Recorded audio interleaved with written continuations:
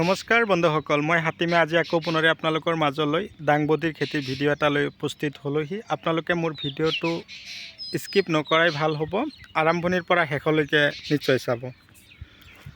যদিও বৰ্ষাৰ সময়, বাৰিষা কাল, এতিয়া কিন্তু দাংবডী খেতি যদি আপোনালোকে যতন সহকাৰে কৰিব পাৰে, আপোনালোকে 80 টকাৰ পৰা 90 টকা কিলো দাংবডী বজাৰলৈ পাইকাৰী দামতে বিকিব পাৰিব। এতিয়া কথা হ'ল, পাইকাৰী দামতে 80ৰ পৰা 90 টকা কিলো যে আমি বিকিম, সেইমতেতো আমি খেতিও কৰিব লাগিব। তো এই খেতি কৰিবৰ কাৰণে আপোনালোকে প্ৰথমতে মাটি নিৰ্বাচন কৰি ল'ব।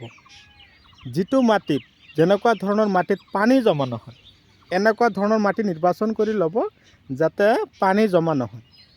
এই পানী জমা নোহোৱা এঢলীয়া মাটি, পলসুৱা হিউমাযুক্ত মাটি যদি আপোনালোকে নিৰ্বাচন কৰি লৈ দাংবডী খেতি কৰিব পাৰে, তেনেহ'লে আপোনালোকে 100% ছাকচেছ হ'বই পাৰিব।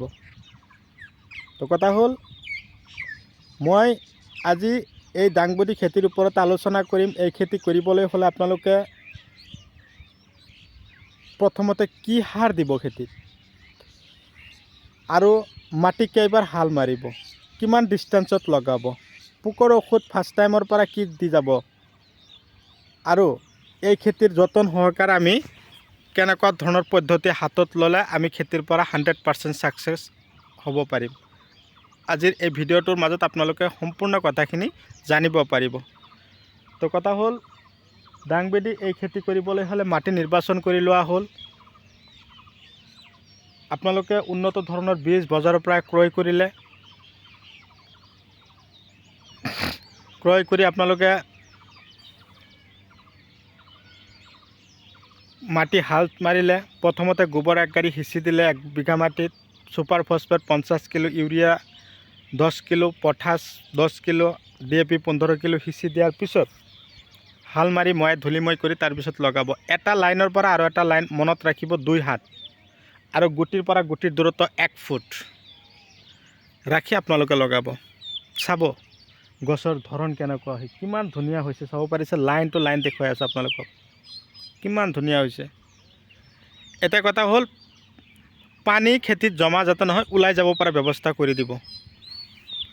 ইফালে খেতিত যিটো চাং দিবৰ কাৰণে যিবিলাক খুঁটা, সেইবিলাক খুঁটা দিয়া হ'ল। এতিয়া গছবিলাক ধুনীয়াকৈ পোখা মাৰি আছে। এতিয়া ৰছীৰে উঠাই দিব। আমাৰ খাৰুপেটীয়াৰ কৃষকসকলে ৰছীৰে উঠাই দিয়ে, আৰু ওপৰত চাং দিব। মাজে মাজে আপোনালোকে প্ৰতিটো খুঁটাই খুঁটাই আপোনালোকে জহা ভোলৰ গুটি দি দিব। প্ৰতিটো চাঙৰ গুৰিত, খুঁটাৰ গুৰি গুৰি আপোনালোকে জহা ভোলৰ গুটি দি দিব। আৰু তাৰ লগতে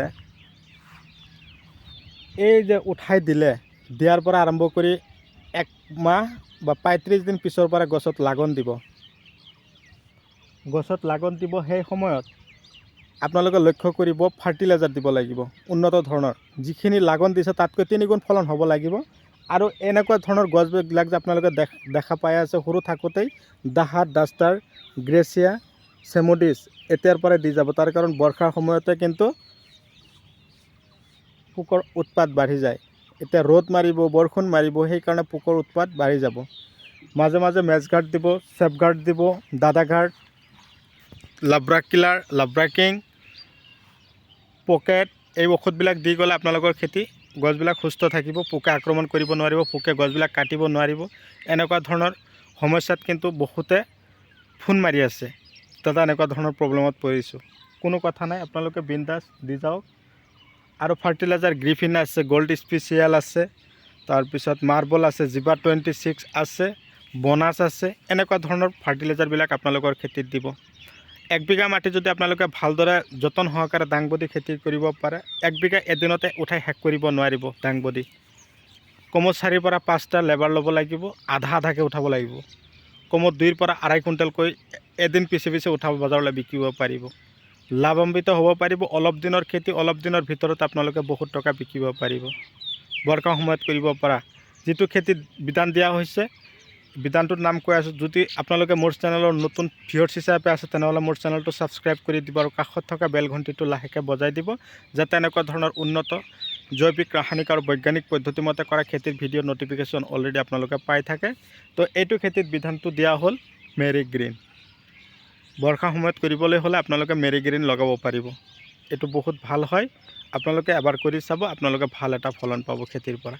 তো বন্ধুসকল, আজিলৈ মই এইখিনিতে সমাপ্ত মাৰিছোঁ। পৰৱৰ্তী ভিডিঅ'ত পুনৰে আপোনালোকক লগ পাম। ধন্যবাদ।